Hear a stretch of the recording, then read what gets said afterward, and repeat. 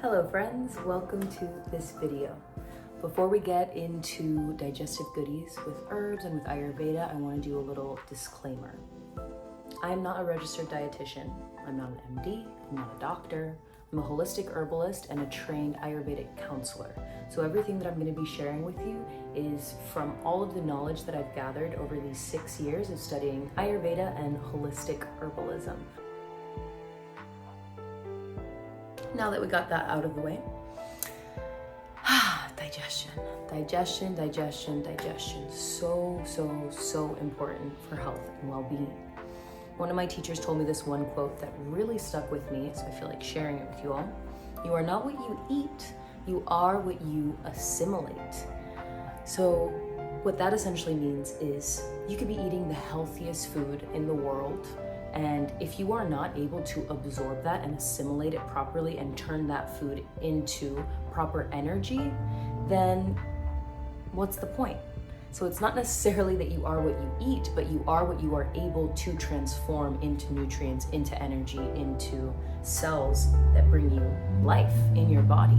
So digestion is really important. It's not only about being able to eat something and poop it out, it's about being able to eat something and properly transform it into energy and nutrition versus waste product.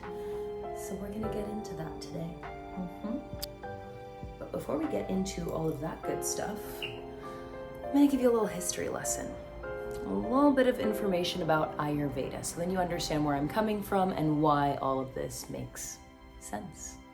Ayurveda is one of the oldest recorded medical systems in the world, dating back to over 5,000 years ago. So it's very old. One of the things that I love about Ayurveda is the fact that it's truly a holistic method of healing. Ayurveda uses herbalism, yoga, breathwork, meditation, lifestyle, diet, and a bunch of other healing modalities to bring balance to someone's body, mind, and spirit. Ayurveda also views the world through the archetype of the elements. So there's earth, fire, water, air, and ether.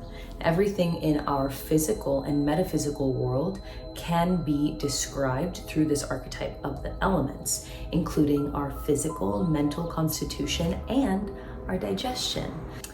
And to even simplify that more, these elements, earth, fire, water, air, and ether, in Ayurveda have subcategories, which are the doshas. And the doshas are kapha, pitta, and vata.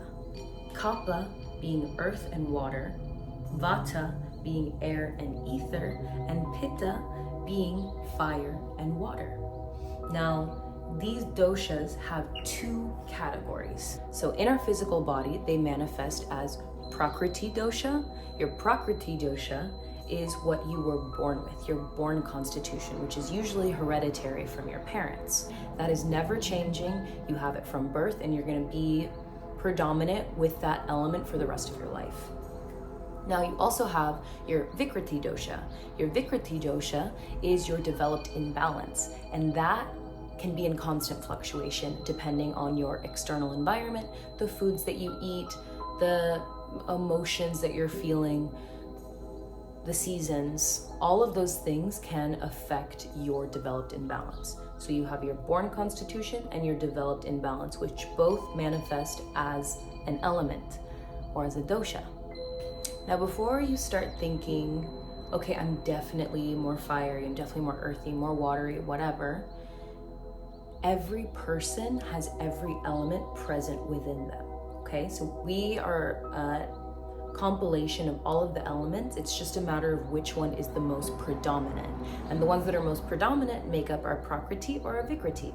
And today with digestion, we are going to be focusing on vikriti, okay? So the vikriti dosha, the developed imbalance. So I'm gonna describe each of them as it manifests in our digestion. Starting off with vata. So vata is air and ether. What are the qualities of air and ether? The qualities of air is erratic, ever-changing. It's cold, it's dry. So that manifests in the digestive system. The digestive system is cold, it's dry, so it's, you're passing a lot of gas, you're burping, you're bloating, you're farting. The way that the dryness can also manifest in digestion is having pebble poop, constipation. Usually all of these digestive irregularities like constipation, gas, bloating, cramping are accompanied by anxiety. The gut and the mind are extremely interconnected. So when you are experiencing anxiety, that adds constriction into the metabolism, into the digestive system, which makes consuming food and digesting food and assimilating food extremely difficult. So when you are aiming to heal an air imbalance in the digestive system, you want to approach the nervous system and the dryness and coldness in the digestive system. So in Ayurveda, like energies attract and opposites balance. So the Vata person tends to be very easily overstimulated, but they crave that stimulation. So they're constantly talking, or they're constantly consuming information online, or there's always something going on, some type of buzz that ends up perpetuating this overstimulation and this anxiety. Also, they eat kind of erratically. They don't have consistent meals, which is exactly what they need in order to find balance. So like energies attract and opposites balance. So what is the opposite of the Vata qualities? The opposites of cold, dry, and inconsistent is warm, moist, and grounding, stable. So now onto the fun part, Vata balancing herbs. So I'm going to share with you 3 herbs that I would blend together for a client that has a classic Vata imbalance that you can turn into a tea and consume it to help your digestion, to help relieve gas, bloating, anxiety, all the airy things. Chamomile would be the first one. Chamomile is a nervine relaxant. It is a bitter tonic.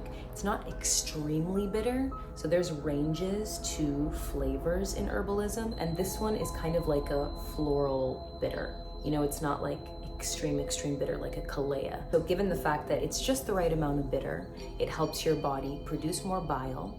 It helps your digestive juices function just a little bit more. It helps stimulate the digestion, so then you can poop properly, so you can get things going.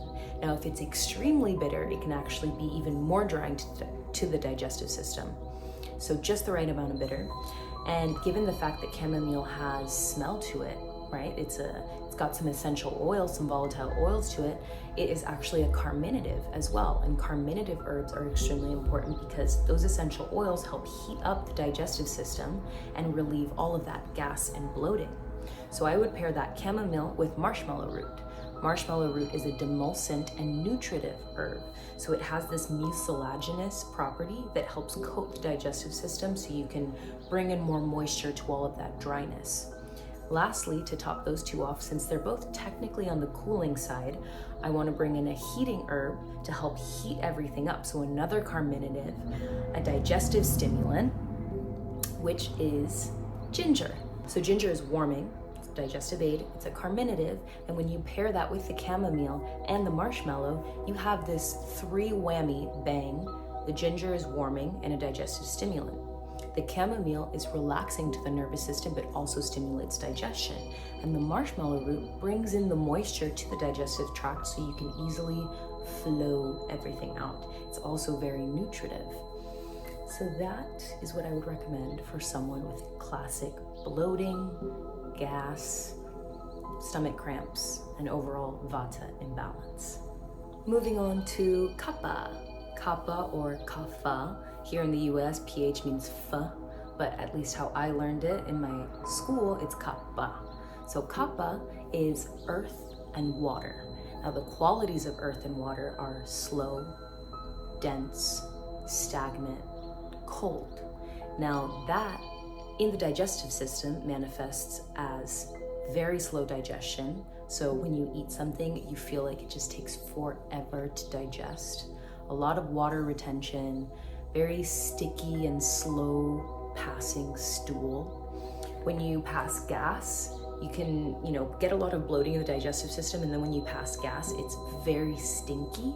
And the reason why it's very stinky is because there's literally food fermenting in the digestive system because it's just not flowing. It's very damp, it's very stagnant, all in the digestive system. Another thing that shows up as a sign for an imbalance of too much kapha in the digestive system is a white coating on the tongue.